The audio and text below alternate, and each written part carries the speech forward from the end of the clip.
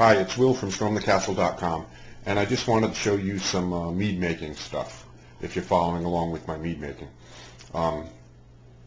Yesterday I made 6 batches of mead, 6 flavored batches of mead, and I thought I'd go over some of the things for you if you're interested in mead or if you make mead. This one here is a 5-gallon orange cinnamon, and I've made this kind of mead before. It's really delicious. I've got some orange in there and some cinnamon sticks and some raisins for nutrition, and that comes out really tasty. So if you're thinking about making some mead, you might want to make an orange cinnamon. So I made 5 gallons of that. Now over here I'm running some test batches of flavors so I can get a sense for them. This first one here is a grape piment. I've got grape juice in there. Kind of interesting. I used just a standard Fleischmann's yeast. And I wanted to show you this. When you're making flavored meads, when you've got different things in it, you might want to be careful of this.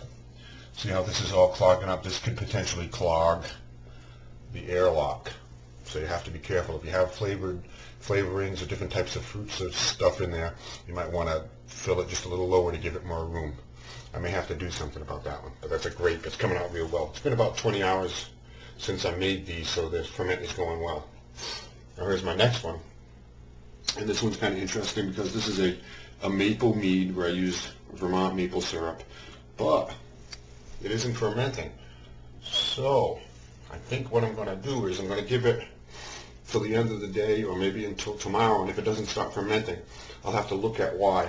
And I think the maple syrup is actually a poor nutrient for the yeast, so I may end up adding some kind of a nutrient, a teaspoon of nutrient to that, which might kick it and get it going. So that's just something to watch. If you're not bubbling within a day or two the most, then something needs to be done with your mead. Here's a delicious one. This is my second batch of this type. This is a raspberry, and I had that exact problem with the raspberry when I first started it. Within about an hour of making it, it started bubbling really vigorously, and the airlock there got clogged up with raspberries. So I had to take a little bit of liquid out of this to get it going, but now it's going fine. Over here I have an apple cider, and you can see I don't have an airlock on it. I haven't added the yeast to it yet. What I did was I put the apple cider in there, and along with honey,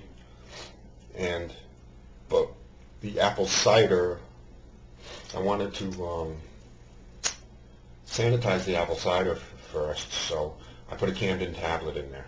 That's a bisulfate, and what that'll do is that'll sanitize the apple cider. So, and I should let that sit for 24 hours, so at some point today I will actually be adding the yeast to it, but I didn't want to put the Camden tablet in there and then the yeast, so it could potentially kill that yeast. So I gave it 24 hours to sanitize the apple cider, but that should do well. And here's a maple wine. This is actually a maple wine. There's no honey in here. I just wanted to try a variation with just maple syrup and yeast and spring water.